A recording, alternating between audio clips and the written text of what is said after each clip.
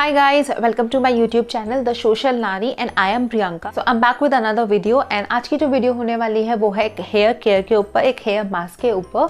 जैसे कि अभी विंटर्स आ गए हैं तो हमें अपने हेयर्स की जो है वो एक्स्ट्रा केयर करनी चाहिए। तो उसके लिए आज मैं एक बहुत ही अमेजिंग है, बहुत ही सिंपल सा हेयर मास्क आपके साथ शेयर करूँगी जो आप अपने घर पर रेडी कर सकते हो एंड अपने हेयर्स को और भी ज़्यादा हाइड्रेट और नरिश कर सकते हो। अभी जैसे कि आप देख सकते हो आज मॉर्निंग में ही मैंने वो हेयर मास्क अप्लाई किया था एंड मेरे जो हेयर्स है वो काफ़ी सॉफ्ट एंड शाइनी हो गए हैं। आप देख सकते हैं एक एक हेयर जो है वो अलग हो गया है एंड बहुत ही अच्छे से उसने मेरे हेयर्स को हाइड्रेट किया है, नरिश किया है। मेरे जो हेयर्स है वो बहुत ही ज़्यादा ड्राई हो गए थे क्योंकि मैंने hair smoothening and hair colouring कराई थी। तो ये वाला जो हेयर मास्क है ये मैं वीक में एक बार अप्लाई करती हूँ एंड मेरे जो हेयर्स है उनको बहुत ही अच्छे से ये हाइड्रेट करता है, नरिश करता है एंड टूटने से भी बचाता है। तो अगर आप इस हेयर मास्क के बारे में जानना चाहते हैं तो इस वीडियो को एंड तक देखना एंड जल्दी से ये वीडियो स्टार्ट करते हैं। इस हेयर मास्क को बनाने के लिए सबसे पहले आपको चाहिए एक एग, आपको साथ में चाहिए कैस्टर ऑयल एंड आपको 10 to 12 ड्रॉप्स चाहिए इसेंशियल ऑयल की। मैं यहाँ पे लैवेंडर इसेंशियल ऑयल यूज़ कर रही हूँ। तो आप एक एग ले लीजिए, उसको ब्रेक कर लीजिए एंड उसके अंदर का जो मैजिकल पार्ट है उसको निकाल लीजिए। निकालने के बाद थोड़ा सा उसको फेंट लीजिए। फेंटने के बाद अब हम इसमें ऐड करेंगे अपना कैस्टर ऑयल। यहाँ पे मैं Jamaican black castor oil use कर रही हूँ।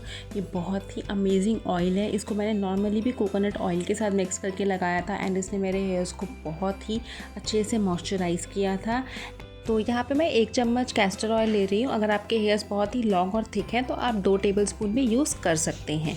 अब इसमें मैं ऐड करूँगी 10 to 12 drops of lavender essential oil. अगर आपके पास रोज़मेरी इसेंशियल ऑयल है तो लैवेंडर इसेंशियल ऑयल की जगह आप वो यूज़ किए, वो ज़्यादा बेनिफिशियल है। तीनों इंग्रेडिएंट्स को आप बहुत अच्छे से फेंट लीजिए। थोड़ा सा टाइम लगेगा बिकॉज़ ये एग और ऑयल है तो ये मिक्स होने में थोड़ा टाइम लेता है। तो आप अच्छे से फेंट लीजिए। इसकी जो कंसिस्टेंसी है वो कुछ इस तरह से दिखनी चाहिए। तो अब आ जाते हैं एप्लीकेशन पार्ट में। सबसे पहले आपको अपने हेयर्स को बहुत अच्छे से कोम करना है, कोई भी टैंगल नहीं होनी चाहिए। उसके बाद आप कोई भी अपना ओल्ड टॉवल ले लीजिए और उसको अपने शोल्डर्स पे रख लीजिए ताकि कोई भी मेस क्रिएट ना हो। मैं क्या करती हूँ, एक छोटा सा क्लेचर लेके आगे फ्रंट में लगा लेती हूँ ताकि मेरा जो टाल है वो इधर उधर ना खिसके एंड जो मेरा स्वेटर है, जो भी मैंने टॉप या स्वेटर पहना है वो ख़राब ना हो।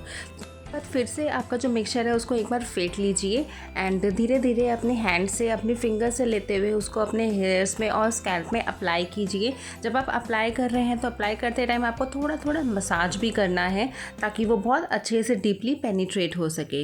धीरे धीरे अपने हेयर्स में पार्टीशन कीजिए एंड फिंगर्स की हेल्प से सर्कुलर मोशन में इसको लगा के पूरे हेयर्स में अप्लाई कर लीजिए। अगर आप फिंगर से लगाने में कंफर्टेबल नहीं है तो आप कोई भी कॉटन पैड ले सकते हैं, आप उसको डिप करके भी धीरे धीरे अपने हेयर्स में इसको अप्लाई कर सकते हैं। ये मैं बस आपको शो करने के लिए दिखा रही हूँ। अगर आप फिंगर से अप्लाई करने में कंफर्टेबल नहीं है तो आप कॉटन पैड लेके भी अप्लाई कर सकते हैं।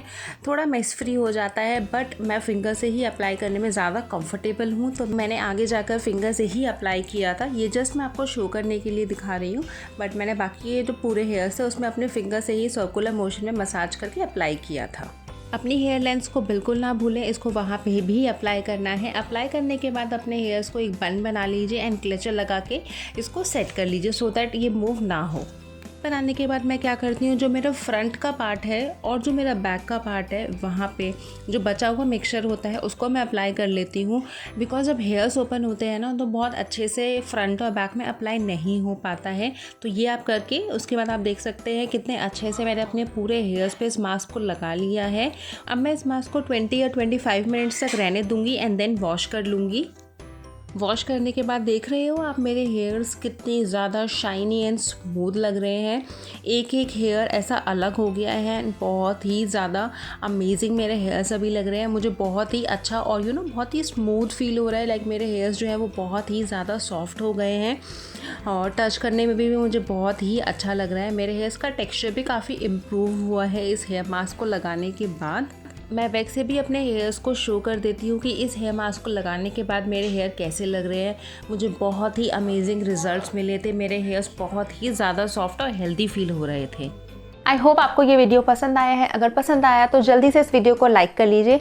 मेरे चैनल को सब्सक्राइब करना बिल्कुल मत भूलना क्योंकि मैं अभी बहुत सारी न्यू वीडियोस अपलोड करने वाली हूँ एंड आई होप आपको वो पसंद आएंगी। कोई भी क्वेरी या कोई भी रिक्वेस्ट है तो आप उसे कमेंट सेक्शन में मेंशन कर सकते हैं एंड बाकी मैं मिलती हूँ आपसे अपनी नेक्स्ट वीडियो में। Till then bye.